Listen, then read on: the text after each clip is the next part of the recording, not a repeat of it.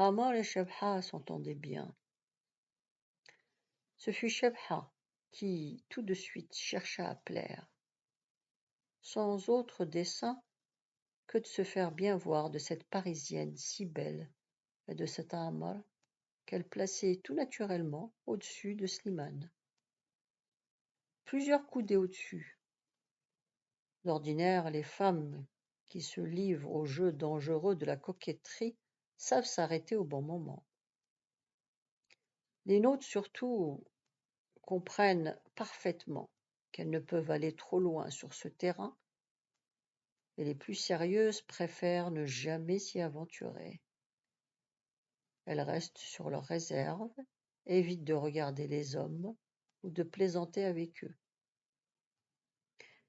Du mâle, elles n'attendent ni délicatesse ni retenue, et ne s'étonnent jamais d'être provoquées sournoisement lorsque par hasard elles oublient de se surveiller.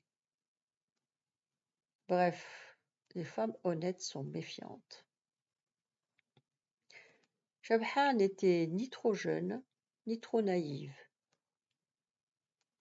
Elle n'ignorait pas ses dangers. Slimane avait en elle une confiance absolue jusqu'à ces derniers temps. Il la trouvait même trop réservée. Elle avait changé, bien sûr. Elle ne s'en était pas rendue compte très clairement. Mais depuis qu'elle allait chez Amar, elle trouvait beaucoup de plaisir à parler avec celui-ci, à plaisanter, à lui être agréable, tout comme à madame.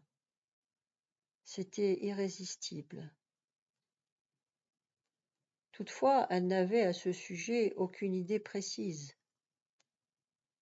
D'abord, c'était le fait qu'il la traitait comme une sœur. Cela simplement la réjouissait, lui donnait chaud. Elle ne rougissait jamais quand ils étaient ensemble tous les trois. Kamuma ne comptait pas avec ses yeux sans cils de chèvre malade. Elle ne rougissait pas, mais elle se sentait bien. Tout ce qui était bon en elle remontait sur son visage, la faisait sourire, faisait briller ses yeux. Il l'aimait aussi, ces Parisiens, et cela la réconfortait. Quand elle parlait, elle minaudait un peu sans y prendre garde. Elle avait des manières qui la rendaient charmante. Elle parvenait à leur plaire, et Abba ne s'en rendait pas compte. Au début, elle associait les deux époux dans le même élan de sympathie, puis Amma l'emporta sur Marie. C'était là une nuance que Marie ne sentit pas tout de suite, mais que Shabha essaya vainement de dissimuler. Non, chaque fois qu'Ammar était absent, elle montrait moins d'entrain, devenait raisonneuse, douce et mélancolique. C'est ainsi que la vieille, la première, pénétra son secret, alors que Shabha ne se posait pas encore de questions. Et quelles questions se serait-elle posées? Ses intentions étaient pures.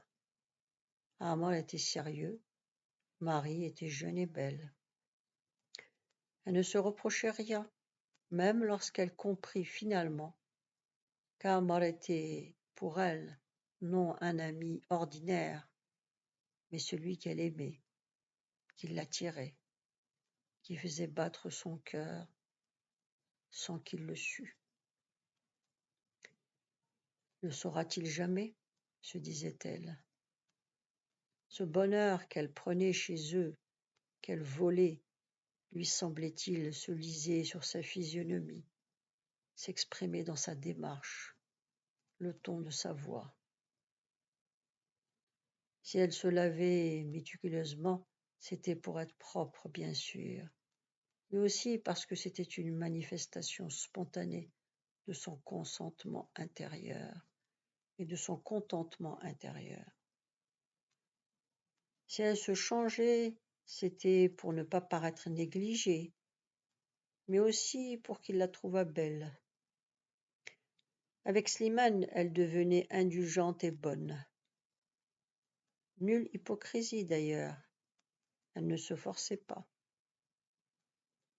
Pour Marie, elle ressentait une tendresse particulière, un peu fantasque, qui parfois faisait rire aux éclats à la française. Lorsque cela se produisait, Chabha prenait une moue piteuse que Marie effaçait d'une caresse ou d'un baiser. Elle tentait de cacher son amour à Amar et provoquait des critiques piquantes qui la chatouillaient secrètement. Mais son habileté ne l'empêchait pas de lui montrer chaque fois, avec une délicatesse irréfléchie et touchante, l'élan passionné de son cœur. Parfois elle avait peur d'être réellement devinée. Elle s'affolait, se croyait déshonorée, amoindrie à leurs yeux, à ses yeux.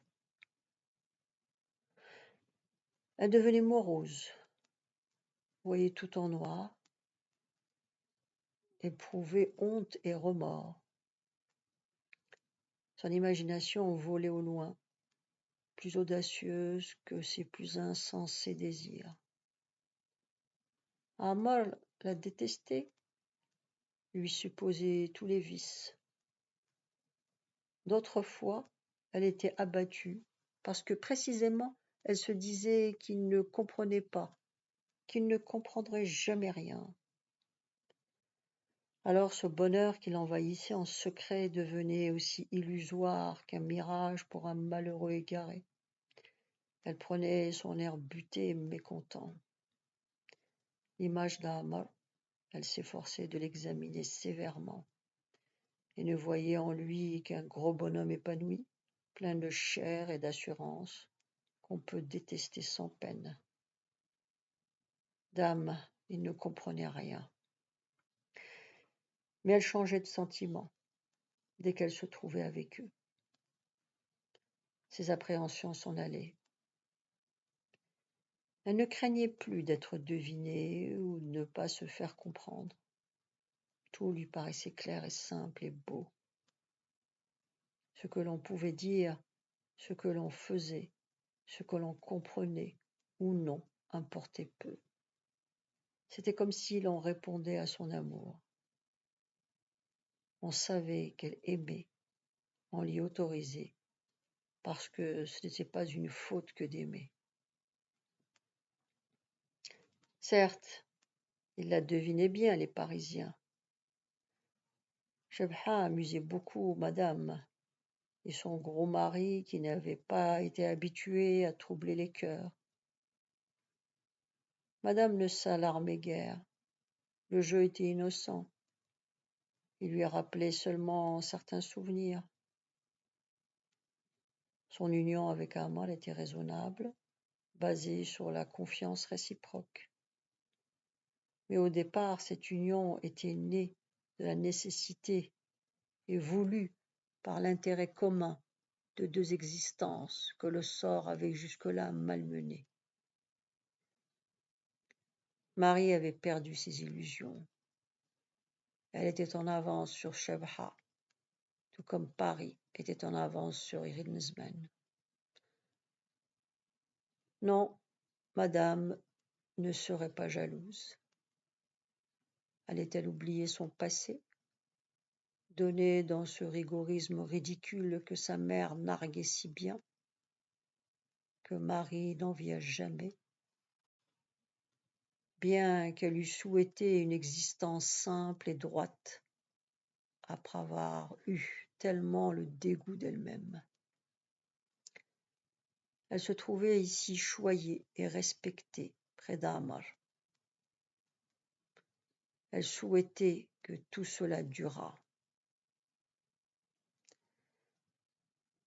Rien de plus.